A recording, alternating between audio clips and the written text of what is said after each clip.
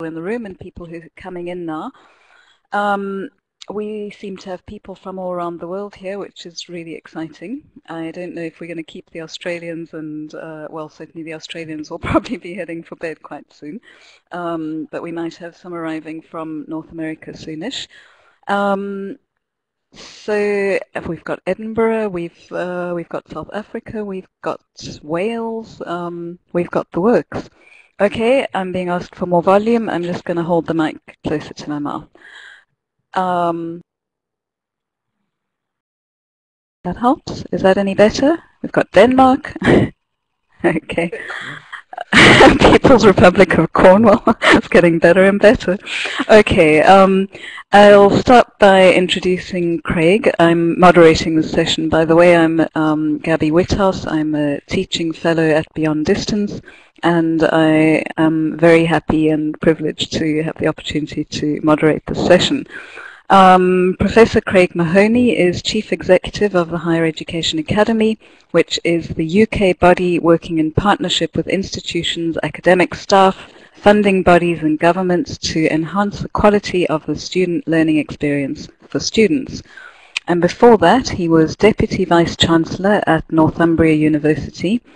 He's a Professor of Applied Psychology, and he has a strong interest in differentiated learning, including student-centered, individualized learning environments. And he has served as a reviewer for the Quality Assurance Agency. He's also an advocate of e-learning, or whatever we're calling e-learning the other day, from the lengthy discussion in the text box earlier. Craig has been an outspoken advocate of internationalization, including globalization, professional development, staff and student exchange, international partnerships, and so on. He's a chartered psychologist with the British Psychological Society, and is also a past chair of the British Association of Sport and Exercise Sciences. He's worked at the at World, Olympic and Commonwealth levels, and is an advisor to UEFA and FIFA on psychology in officiating. So the very multifaceted Craig, welcome to you, and we're very much looking forward to hearing your presentation on professionalizing higher education. Over to you. Gabby, thank you very much for the introduction, and welcome everybody, and thank you for the birthday wishes that have been coming through following my announcement earlier. And whether the Australians have gone to bed or not, I'm Australian, so there's at least one of us still here. It's a pleasure to be here as well, and I hope participants find the presentation useful and of some interest. Right, just getting my technology sorted here. Right. As you just heard, the Higher Education Academy, which I need to give a short plug for, is of course a UK body set up 7-8 years ago by the respective funding bodies in the UK to support student learning by working with academic staff in partnership to make them better at teaching. So this topic today really wants to cover a range of areas in relation to that, particularly around the professionalisation of teaching in higher education, which in the UK is at this moment in time unregulated, and I'll say more about that.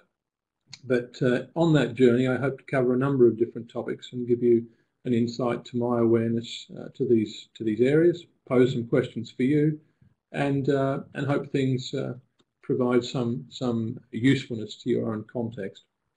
In the UK, as I've just said, there is no requirement at the moment for staff working in higher education to have any professional recognition. Most higher education institutions across the UK, however, do operate a postgraduate certificate in higher education or something similar. That's a generic term. But the provision is inconsistent.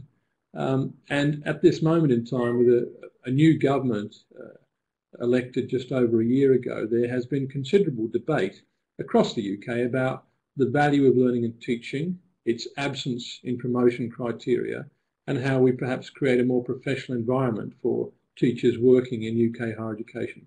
And that is not to say that teaching is not good. I'm not saying that. In terms of the context, this is just to give you a lot of data from a UK perspective. The UK government has introduced huge spending cuts in public services, and whether we define universities as public service bodies or not really doesn't matter. They receive government funding, and there have been government funding cuts across all services that that they provide, which include universities. And so we're seeing a shift in the way in which universities will have to operate. And if you've followed the international debates on this and discussions, you'll see that from 2012, universities in the UK have the potential to charge up to £9,000 per year for students entering university education. Currently, they pay just over £3,000.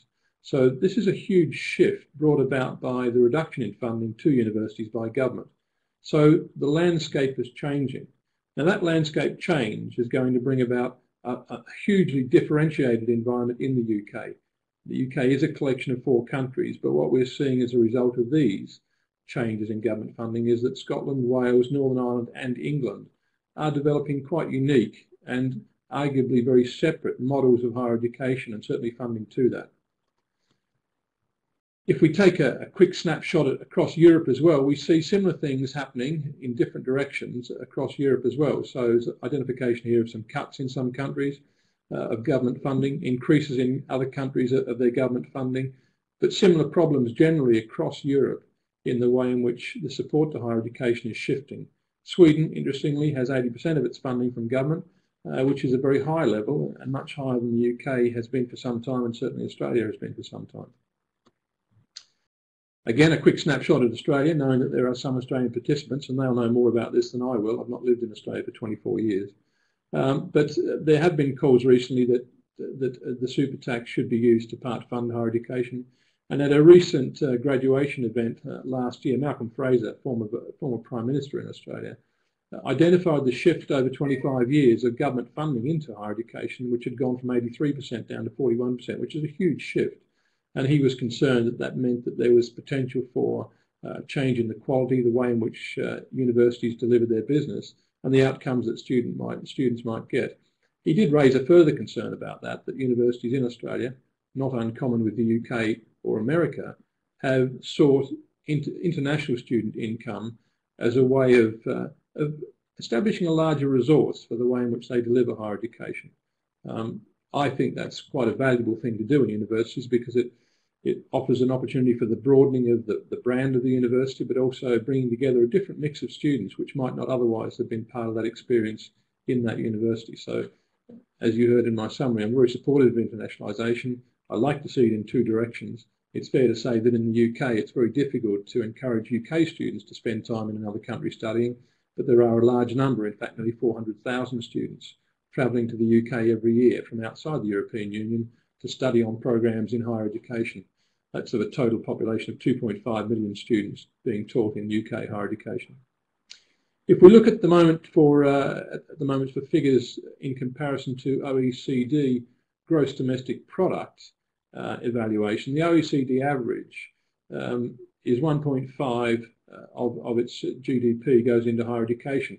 Some interesting figures here, and the figures are slightly dated. Sorry, no, these ones are quite current, which show that Australia is sitting on the average of OECD in terms of the amount of money government puts into higher education. The UK was at 1.3, but is in fact dramatically diminishing below that. The US currently 3.1, Germany 1.1, although I'll say more about Germany in just a moment. So we see a huge difference in the way in which governments in respective countries apportion government funding to the support of higher education, and particularly student education through that. In times of recession, we know that students are and graduate students are the most likely enablers of recovery from recession. And it seems peculiar that as the UK is in the midst of a pretty severe recession, government's reducing funding into higher education, potentially diminishing the number of students that will come out to help us recover from that recession.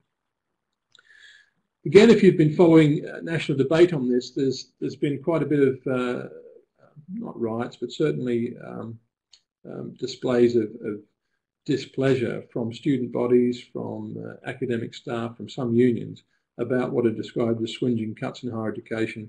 The current president of the National Union of Students, Aaron Porter, has been quite outspoken that as the government has encouraged universities to introduce fees up to £9,000, that the student voice will have an increasingly valuable place within university education. He's called on universities to take more recognition of students' concerns around the quality of education, around their expectations, and he sees the student voice being enhanced considerably as a result of these changes. In my opinion, that's a positive change. Students have for a number of years in the UK been less interested in engaging in debate around their own experience, and I think it's important now that we engage students more in committees, in making decisions about funding and making decisions about curricular offering, and having them as a valuable part of the partnership process that UK higher education generally should be.